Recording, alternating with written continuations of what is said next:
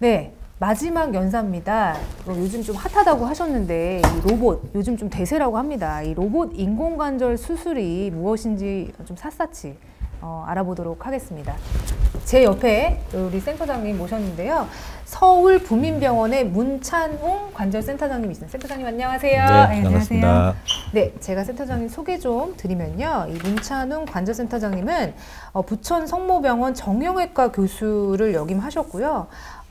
미국 펜실베니아주 대학에서 피츠버그 대학에서 교환 교수로 계셨습니다. 지금 대한정형외과학회 정회원이시고 또 대한슬관절학회 정회원이십니다. 선생님 반갑습니다. 네, 반갑습니다. 네, 오늘 이 센터장님께는 요즘 핫하다는 로봇 인공관절 수술에 대해서 좀 여쭤보도록 하겠습니다. 먼저 그 로봇 인공관절 수술 어떤 환자가 좀 받으면 좋은지 설명 부탁드리겠습니다. 예. 로봇 인공관절 수술은 사실은 인공관절 치환술이 필요한 모든 환자분이 다 해당된다고 볼 수 있겠습니다. 네. 근데 그 중에서 특히 로봇 인공관절 수술을 하게 되면은 그 환자 합병증을 많이 줄일 수 있는 것으로 알려졌기 때문에 합병증 발생 위험이 높은 그 고령 환자분, 네. 나이가 많으신 분이나 그리고 내과적 병이 많으신 분, 그런 분들이 아마 좋은 적응증이 될 걸로 보이고요. 그 외에도 기존의 방법으로 수술하기 어려운 종류가 있는데, 이게 대표적인 게 이제 관절 외, 그러니까 무릎 관절 외에 다른 이제 예전에 골절이라든지 그런 상황이 발생해서 심한 변형이 있는 경우에는 이제 기존 수술법으로 진행하기 어려운 부분들이 있는데, 이게 로봇을 이용하면 또 잘 할 수 있겠고요. 또 관절 안에 심한 변형이 너무 심하거나 뼈가 많이 상해서 오신 분들, 그런 분들도 기존 수술로 정확하게 하기 어렵기 때문에 로봇을 사용하면은 많은 도움을 받을 수 있겠습니다. 오히려 저는 왠지 되게 젊고 좀 이렇게 무릎 관절염이 심하지 않은 사람이 로봇을 할 수 있을 거라고 생각했는데 반대로 되게 조금 어려운 케이스에 적용을 하면 좋은 거네요. 로봇 인공관절이 비교적 고령에 또 변형도 많고 네. 그런가요, 센터장님? 예. 그러니까 로봇 수술의 장점 중에 이제 여러 가지 장점이 있겠지만 정확하게 할 수 있고, 기존의 방법, 우리가 이제 소위 말해서 이제 수술하는 사람의 눈과 손에 의존했던 방법에서 벗어나서 우리가 이제 그 컴퓨터를 이용한 그런 디자인들이 가능하기 때문에 오히려 그런 더 어려운 수술에서 또 진가를 발휘할 수 있겠습니다. 그렇구나. 그러면 지금 현재 이제 로봇 인공관절이 막 이제 확산되는 걸로 저는 알고 있어요. 이렇게 로봇을 들여오는 병원들도 많고. 그러면 지금 현재 뭐 병원들에서 시행하는 이런 로봇 인공관절 수술이 다 같은 거라고 보면 되는지 어때요, 센터장님? 예. 사실 로봇 인공관절 수술하면은 한 종류만 있는 것 같지만, 그 로봇의 종류에 따라서 여러 가지 방식이 나눠져 있고요. 그리고 그걸 운영하는 사람에 따라서 그 차이가 발생할 수 있겠습니다. 그래서 그 로봇의 종류도 예전에는 사실 이제 내비게이션 시스템이라 그래서 그 시스템이 한동안 이제 유행을 했었습니다. 근데 이제 그 방식의 좀 단점이라 하면은 결국엔 사람의 손해에 따라서 이게 그 뼈를 자르고 하는 게 결정되기 때문에 이제 오차를 좀 많이 줄일 수 없었다. 이제 그런 부분이 좀 있었고요. 그 다음에 이제 나온 게 로보닥이라고 부르는 소위 말해 이제 진짜 로봇이 진짜 이제 세팅을 해주면은 혼자서 이렇게 막 수술을 진행하는 시스템이 있었는데, 네. 역시 여러 가지 좀 단점이 너무 크기가 크다든지, 그리고 중간에 우리가 수정을 할 수 없다든지, 아니 이제 그런 단점들이 있어서 그것도 극히 일부분의 병원에서만 사용했었는데요. 최근 외국 용어까지 따지면은 한 14, 15년 전부터 우리가 이제 반자동형 로봇가 이제 많이 유행이 되는데요. 그게 오늘 이제 말씀드린 게 마코 로봇이 그 중에 대표적인 로봇이 되겠습니다. 그래서 사람이 조종을 할 수 있는 로봇의 도움을 받아서 조종을 할 수 있는 그런 이제 수술 방법이 그 반자동형 로봇 수술이 되겠고요. 그게 이제 많은 좋은 결과들이 보고가 되고, 특히 비교 연구, 기존의 수술법과 서로 비교를 해서 우수한 결과들이 다 밝혀진 걸로 연구 결과들이 나와서 저희들이 요즘에 이제 많이 한국에서도 이제 이용을 가능하게 됐기 때문에 많이 이용이 좀 늘어나는 상황입니다. 그러면 이제 마코는 14년에서 한 15년 정도쯤에 출시가 돼서 해외에서 지금도 활발하게 사용되고 있는 그런 로봇이라고 이해하면 되나요, 선생님? 예, 맞습니다. 이제 처음 개발은 이제 여러 다른 관절에서부터 시작했지만, 결국에는 이제 고관절, 그다음에 무릎의 반치환술, 그리고 최근 한 2017년도부터는 전치환수부터 해서 활발히 모든 그 수술에 적응할 수 있는 그런 적응증을 보이고 있고요. 이미 해외에서는 뭐 한 1,500대 정도가 이미 보급되어 있는 걸로 좀 알려져 있고, 그것 때문에 이제 많은 연구 결과들이 또 이제 발표가 되고 있는 상황입니다. 그래서 이제 나중에 로봇 수술에 대한 과정을 잠깐 설명을 드릴 텐데요. 네. 결국 로봇 수술을 진행할 때 뭐 마찬가지입니다. 모든 로봇 방식에 따라서 마찬가지지만 결국 그 로봇을 다루는 사람이 어떤 경험과 어떤 숙련성을 가지고 있는지가 결국 결과에 또 영향을 미치는 것으로 돼 있기 때문에 그런 점들을 충분히 고려해서 같은 로봇을 사용하더라도 어떤 병원에서 어떤 분이 수술을 하는지를 따져보는 게 중요하겠고요. 기존의 인공관절 수술을 충분히 많이 진행했던 분들이 그런 경험들이 같이 녹아들어서 로봇 수술에서도 훨씬 더 좀 유연하고 숙련된 결과를 볼 수 있는 거죠. 저는 이제 로봇 인공관절 수술이라고 해서 로봇이 다 하는 줄 알았는데 사실 반자동이고, 결국에는 이 로봇 인공관절 수술도 그 수술 의사의 어떤 경험이나 술기나 이런 것들이 되게 중요하다는 말씀해 주셨고요. 그렇다고 한다면 좀 구체적으로 이 로봇 인공관절 수술, 그 다음에 일반 인공관절 수술 어떻게 다른 건지 설명 좀 부탁드리겠습니다. 네. 먼저 여기 사진을 하나 올려주실까요? 네, 여기. 1번 슬라이드요. 네. 네. 그래서 그 사진을 보시면 지금 보면 아주 많은 기구들이 벌려져 있습니다. 이런 기구들을 저희가 이제 사용해서 기존에는 사용해서 수술을 하게 되는데요. 일단 먼저 환자분을 외래에서 보면 이제 인공관절 수술이 필요한지를 일단 결정을 해야겠죠. 네. 결정하고 나면은 그분의 일단 대부분의 이제 단순 방사선 촬영, 엑스레이 촬영을 근거로 그 환자분한테 적합한 인공관절 치환물 들어가는 기구의 그 크기라든지 위치라든지 어느 정도 뼈를 잘라야 되는지를 이제 저희가 이제 대략적으로 결정을 하고 그 실제 수술 시에는 이제 이렇게 특별하게 만들어진 여러 기구들을 이용해서 그걸 장치해서 그 수술하는 사람의 눈과 손에 의해서 이게 이제 그 결정이 됩니다, 대부분. 그렇죠. 그래서 이래서 자르게 되는데요. 그 과정에서 그 수술하는 사람이 얼마나 경험이 많고 숙련됐느냐에 따라서 그 오차가 발생할 수 있는 위험은 항상 존재하게 되고요. 그만큼이 또 이제 결과에 영향을 미치게 되는 거죠. 그래서 기존의 수술법은 이제 대부분 그런 문제들이 있었고요. 다만 여기서 또한 나중에 또 4개 나오는데, 이게 뼈를 우리가 이제 자르게 되면은 뼈만 잘리는 게 아니라 그 옆에 뼈 옆에 붙어 있던 근육이나 인대 여러 가지 이제 연부 조직이란 게 붙어 있게 되는데, 그런 것들이 손상이 받지 않게 저희가 이제 절단을 해야 됩니다. 그러다 보면은 그런 걸 굳이 우리가 박리를 하지 않아도 되는 상황에서도 박리를 해야만 그걸 보고를 할 수 있기 때문에 그런 이제 수술이 좀 커지게 되는 그런 상황이라고 보시면 되고요.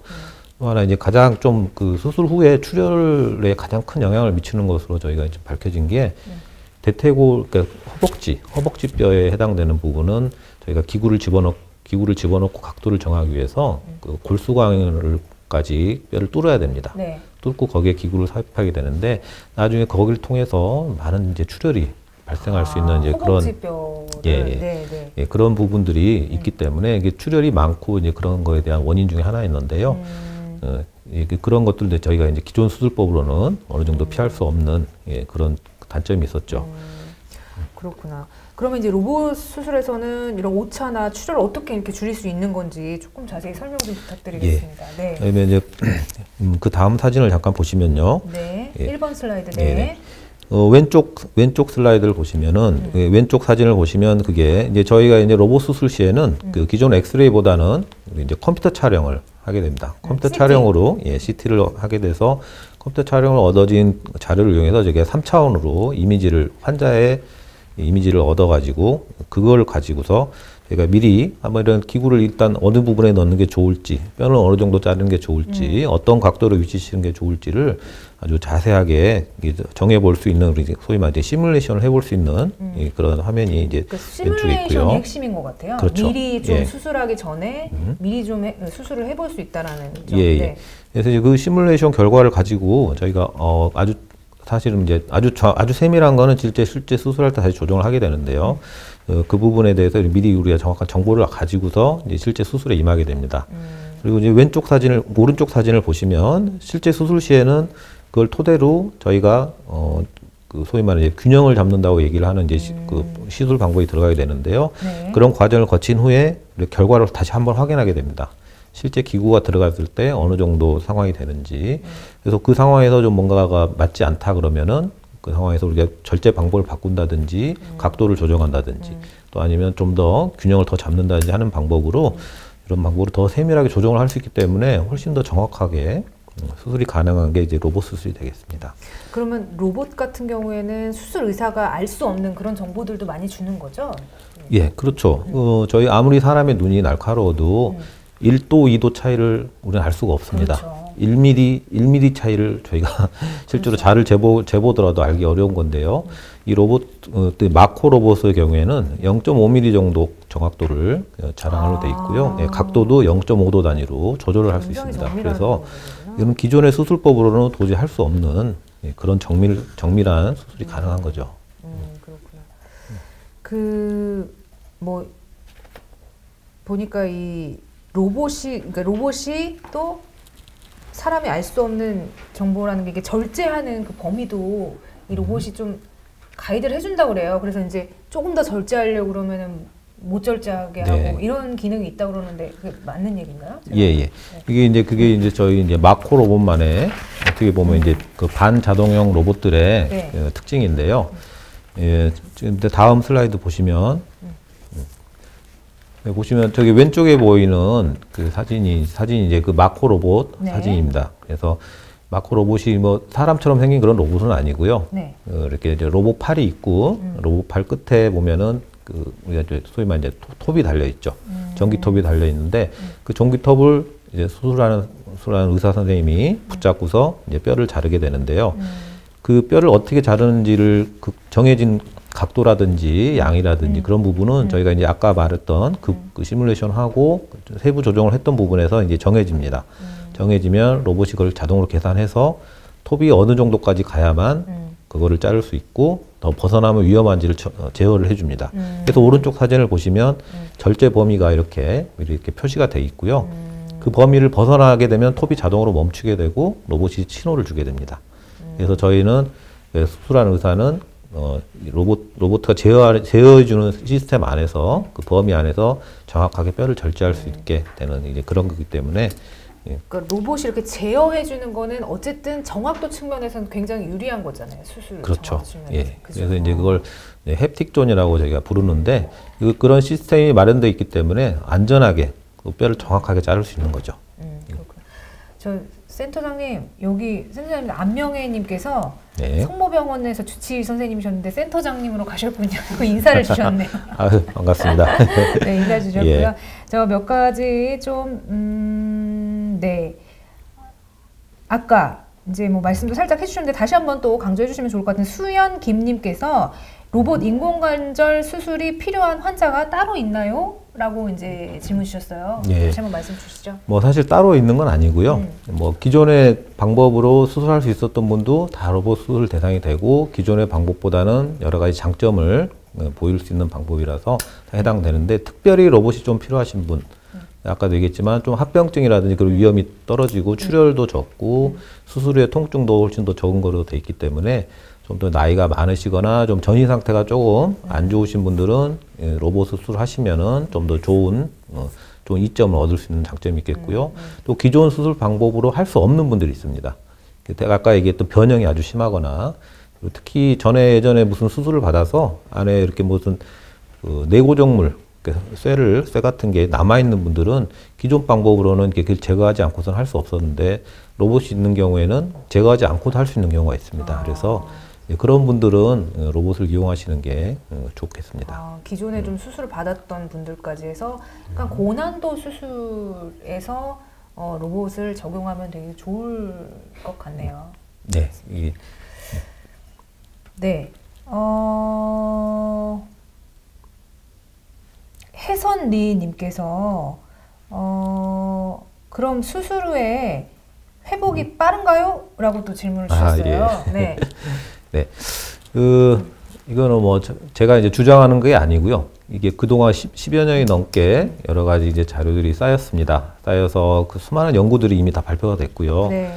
그 연구 결과에 의하면 기존 방법으로 했던 분들하고 로봇을 했던 방법을 서로 비교를 했는데 재활 기간이 단축되고 일단 그 대표적인 이유가 통증이 훨씬 더 적은 것으로 이렇게 나와 있습니다. 통증이 적고 수술 후에 합병증이나 출혈이 적고 그리고 그런 것들이 적기 때문에 빠른 재활을 가능하죠. 재활을 또 빨리 가능하면은 또 회복이 빠르고 그래서 결국 로봇 수술 후에 그런 것들이 축적이 돼서 기존 방법과 비교했을 때 더 좋은 결과를 보인 것으로 아주 여러 연구에서 지금 발표가 됐습니다. 연구도 이미 뭐 좀 예. 많이 나오고 있는 상황이라고 합니다. 연주 김님께서 전자동 로봇이 더 좋은 거예요? 아니면 반자동 마코 로봇이 더 좋은 거예요? 뭐가 다른가요? 저도 궁금하네요. 네. 뭐 서로 장단점이 있다고 아까 잠깐 얘기 드렸는데요. 네. 그 전자동 로봇이 이제 가장 큰 문제가 됐던 거는 그 설치 장소라든지 네. 그런 게 아주 문제가 됐고요.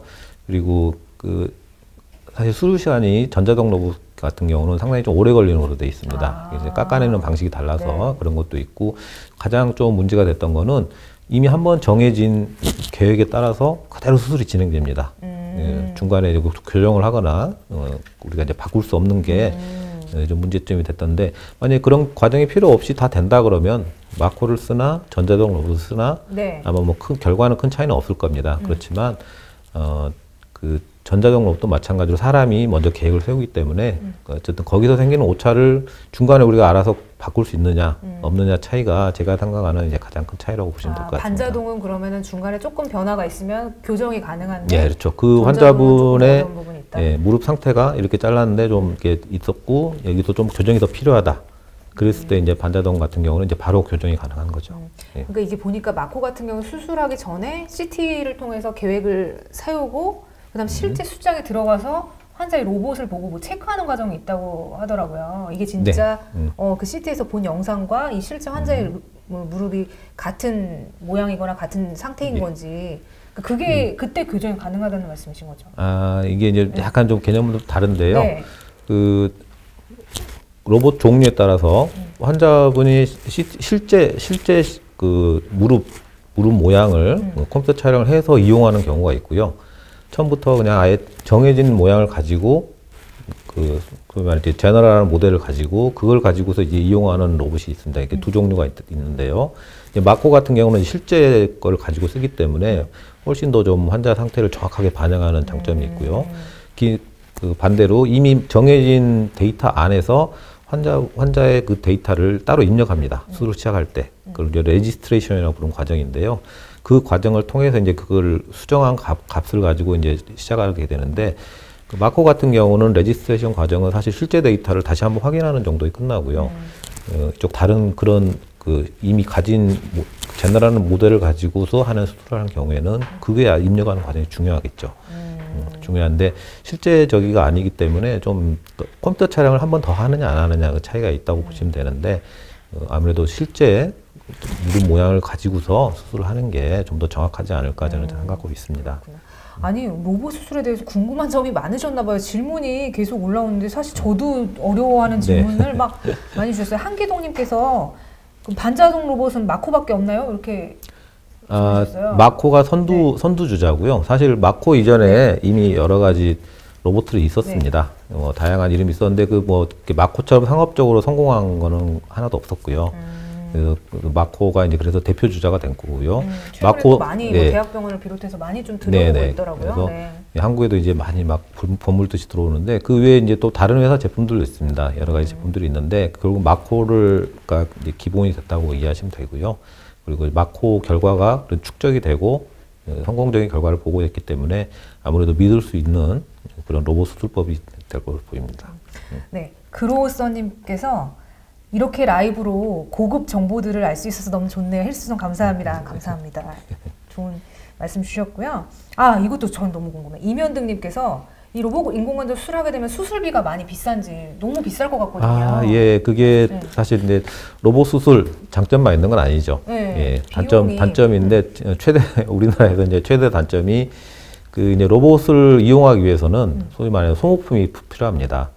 예, 일회용으로 쓰는 소모품들이 필요하는데 로봇 자체는 여러 번 쓰지만 거기에 로봇에게 정보를 주기 위한 여러 가지 이제 그 특별한 어레이라는 장치가 있고요. 그리고 환자분을 고정하거나 여러 가지 쓰는 그런 이제 그 장치들이 있는데 이제 그거에 대한 비용은 이제 지금은 이제 따로 추가로 이제 저기 의료보험과 별도로 따로 이제 부담을 해야 되는 부분이 들어가고 그 비용은 이제 뭐 병원마다 좀 차이는 있는 것 같습니다.